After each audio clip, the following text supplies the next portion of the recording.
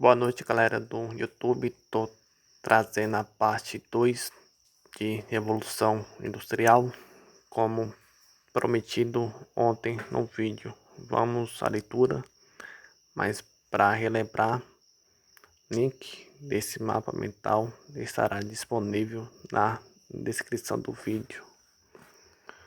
Os trabalhadores aglomeravam-se nas vilas operárias, lugares cujos mal iluminados e perigosos, onde proliferava doenças, sobretudo a cólera.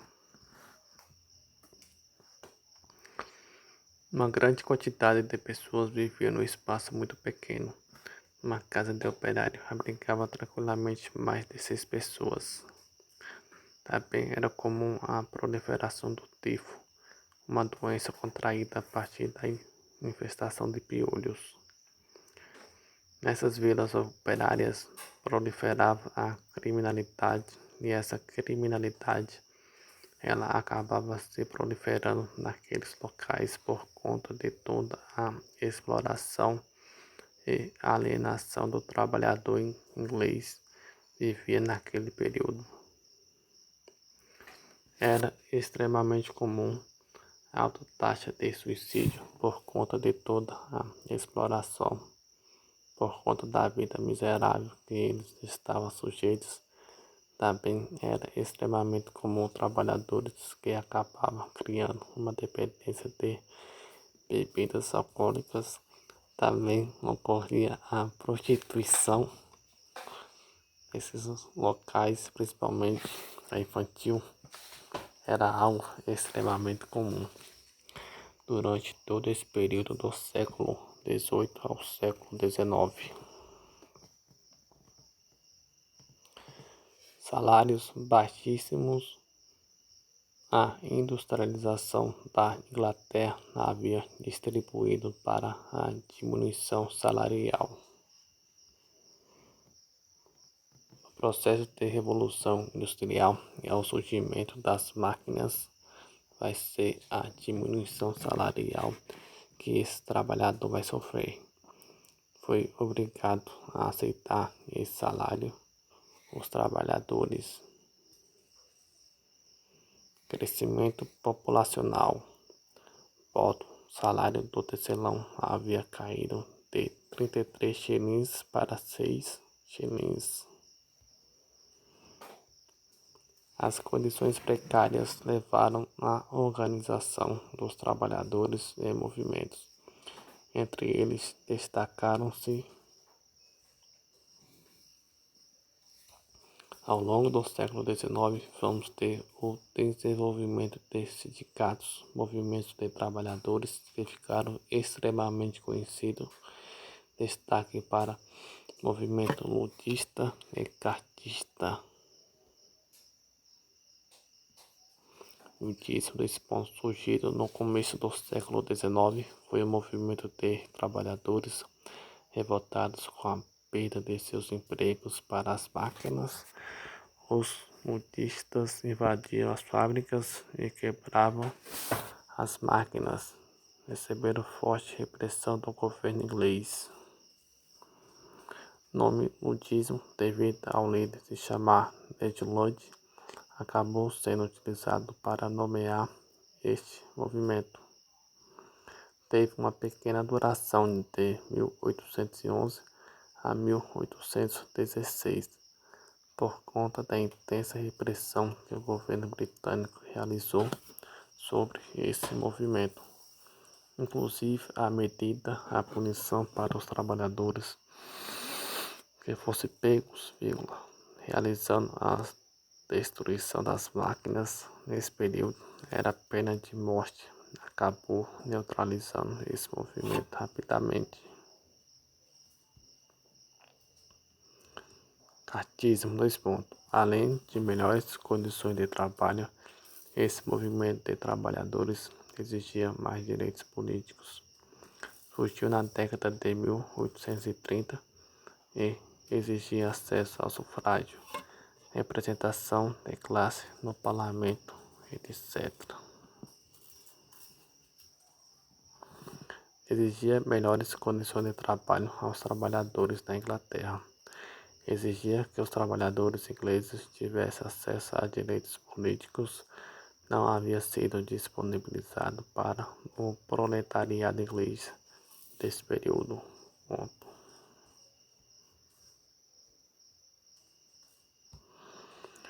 A atuação desses movimentos só foi possível graças à existência das organizações de trabalhadores, parênteses, trade unions, parênteses, existia desde o século XVIII como mecanismo dos artesãos manufatureiros para obtenção de melhores salários. Sua atuação foi proibida pelo governo inglês de 1799 a 1824. Conseguiram limitar a carga do trabalho infantil, conseguiram a redução de trabalho para 10 horas por dia,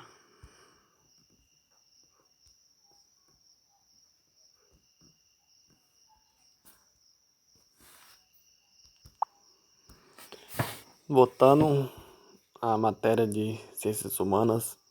Hoje eu vou ler para vocês a segunda revolução industrial mais a terceira revolução industrial. Como também mudei de aplicativo para a fabricação dos mapas mentais, agora estou utilizando outro. Vou deixar o link na descrição do vídeo para download do aplicativo, como também dos mapas mentais realizados nele.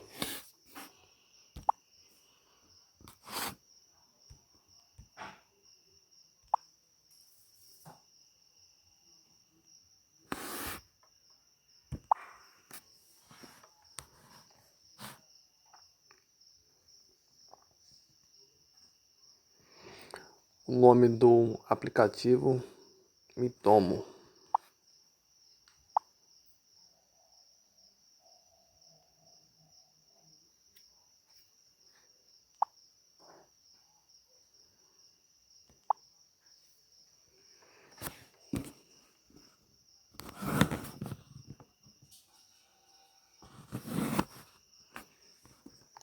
Vamos ao assunto de hoje, segunda revolução industrial. Ela sucedeu à primeira revolução industrial. É um processo que durou aproximadamente 100 anos. Segundo os historiadores, ela começa em meados do século XIX e vai até metade do século XX. Esse período é carregado de grandes inovações e inúmeras mudanças na sociedade, nas formas de produção, e um dos fatores mais importantes diz respeito às fontes de energia.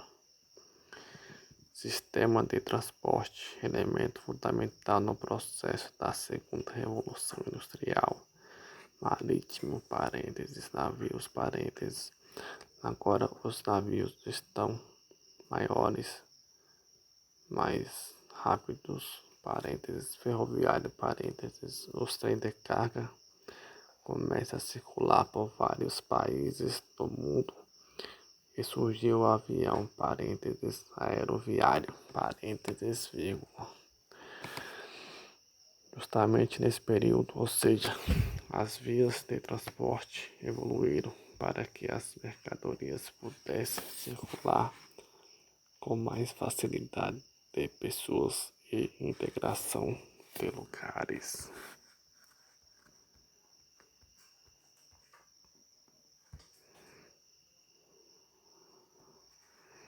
Esse momento vai acontecer em vários países. Na segunda revolução industrial, vamos ter muitas mudanças em relação à primeira fase. Mantendo o fato de que agora esse momento vai acontecer em vários países, não só na Inglaterra, como na primeira revolução. Além da Inglaterra, podemos verificar as mudanças ocorrendo na França, Alemanha, Estados Unidos e no Japão principalmente. As fontes de energia utilizadas na segunda revolução industrial são dois pontos: petróleo e a eletricidade. Com o aumento do leque de fontes energéticas, tem aumento de produtividade. As máquinas ficam mais rápidas, a produção aumenta, a eletricidade faz com a indústria funcione por mais tempo durante o dia. Desenvolvimento tecnológico é a base de todo o processo de revolução industrial. Avanço das comunicações, parênteses, telefone, rádio e telégrafo, parênteses, surgiram nesse momento da segunda revolução industrial. Eles serviram, além de beneficiar as indústrias da época, também para integrar pessoas e lugares. Na segunda revolução industrial, vários países europeus, além dos Estados Unidos e do Japão, participando desse processo de industrialização. Era preciso agora angariar novos mercados de consumidores e de fornecimento de matérias-primas. No contexto da segunda revolução industrial, que ocorre o neocolonialismo, ou seja, a partir da África ilustra bem esse momento. Novos mercados, consumidores, novas fontes de matéria-prima. A segunda revolução industrial também foi o momento em que os grandes grupos empresariais vão se destacar. Henry Ford e Rockefeller, conhecidos dessa época. Essas empresas cresceram tanto e tiveram de aprimorar seus métodos de produção. Nesse momento surgem os sistemas de produção industrial, no caso o taylorismo e Fordismo. São novos métodos de produção a fim de que as mercadorias sejam produzidas com mais rapidez, com mais eficiência e os lucros aumentem. Mudou também as relações sociais. Muitas mudanças podem ser verificadas na sociedade da época. Uma das mais importantes é a questão trabalhista, na exploração do trabalhador, que foi iniciada lá na primeira revolução industrial. Ela se dá na segunda revolução da mesma maneira, só que agora os trabalhadores vão buscar os seus direitos. Nesse momento que surgem os primeiros sindicatos, as primeiras organizações de trabalhadores e também os primeiros direitos trabalhistas. Aliás, muito dos direitos trabalhistas que nós temos hoje na sociedade foram conquistados a partir desses movimentos da segunda revolução industrial. Aspecto importante da segunda revolução industrial diz respeito ao crescimento populacional. Em 1850, a população mundial estimada 1 bilhão e 200 milhões de indivíduos. 100 anos depois, em 1950, essa população já era de 2 bilhões e meio de indivíduos, ou seja, a população dobrou em 100 anos. Se deve por razões simples à alta taxa de natalidade. Afinal de contas, os métodos contraceptivos ainda não eram tão eficazes. E a questão do desenvolvimento da medicina, vacinas e medicamentos, tudo isso contribuiu bastante para o aumento da expectativa de vida. Também é marcada pelo crescimento das cidades de forma rápida e desordenada, que levam também às questões ambientais mais agravadas. Poluição das águas, poluição das atmosféricas, a questão dos lixos e agora desmatamento começa a ser problemas bem preocupantes.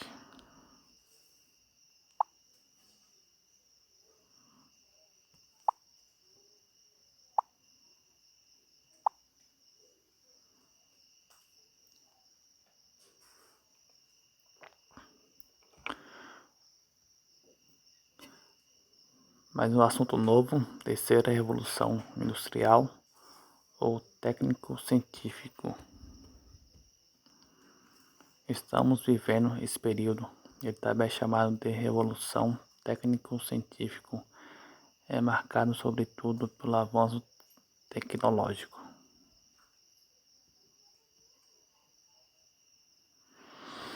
Hoje a produção de mercadorias está distribuída ao longo de todo o planeta. Isso se chama descentralização da produção. É uma das grandes marcas da terceira revolução industrial. As grandes corporações da terceira revolução industrial influenciam governos em todo o planeta, levam a produção industrial a outros países e inovam com novas tecnologias. Afinal de contas, elas precisam investir cada vez mais em ciência e tecnologia para que seus produtos sejam avançados, para que seus processos produtivos sejam cada vez melhor. Acabei repetindo algumas frases aqui, mas vamos lá tentar corrigir. Tentar não, realizar.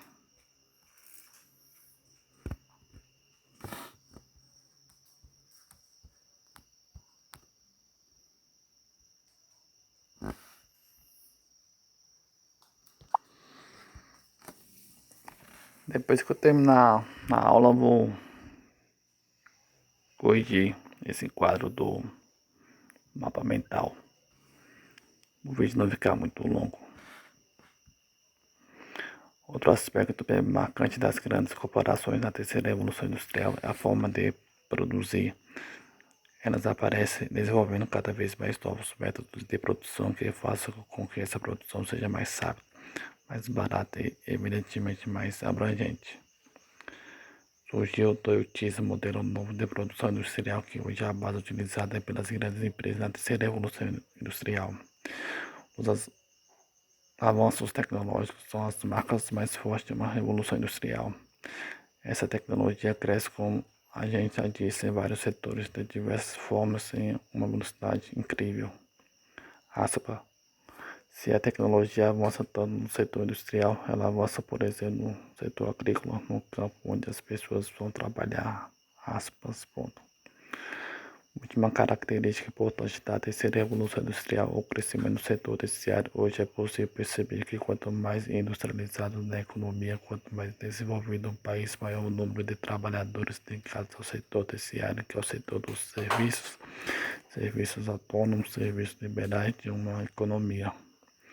Esse momento atual em que as tecnologias de transmissão de informação, evolução dos transportes, variadas fontes de energia, mudanças na economia e sociedade acontecem assim. O avanço tecnológico em várias áreas e vários setores, genética, biotecnologia, robótica, informática, todos os setores passaram por grandes avanços da terceira revolução industrial. Inicia no ano de 1960 e vem até agora. Marca a junção do avanço tecnológico juntamente com a produção de mercadorias. Primeira característica desse ponto, o avanço tecnológico em diversas áreas, a junção da ciência, tecnologia e produção de produtos. Outra característica interessante, fontes de energia renováveis, permite que a sociedade se preocupe inclusive com essa questão, o uso de fontes que sejam renováveis, que sejam limpas e que tenham um custo mais baixo. São uma preocupação e caminha lado a lado com a produção de mercadorias. Outro aspecto fundamental para a gente entender nessa fase de revolução industrial ou técnico-científico é a questão dos transportes e das comunicações. Já parou para pensar como as coisas hoje são mais fáceis no sentido de circulação de informação, circulação de mercadoria, de pessoas, de dinheiro pelo mundo, se dá naturalmente pelo avanço tecnológico nesses setores de comunicações e transportes. como se nós vivemos num mundo realmente integrado. Todos esses avanços no campo das informações dos transportes favorecem muito as grandes empresas, as grandes corporações, aos governos dos países. A globalização é a integração dos países do mundo. Isso também é uma característica da terceira revolução industrial, também marcado por esse grande poder das empresas transnacionais. São empresas que cresceram absurdamente a partir do século XX, que hoje influencia governos, influencia o consumo mundial e detém o poder econômico. Essas empresas transnacionais, elas se espalham pelo mundo e elas levam a produção industrial com elas. O crescimento do setor terciário é reflexo do avanço terciário e do desenvolvimento econômico e uma característica marcante. Essa foi a matéria de hoje, mais assunto. Peço que se inscreva no meu canal, ative o sininho para receber notificações. Até o próximo assunto que será postado amanhã. Desde já, boa noite a todos.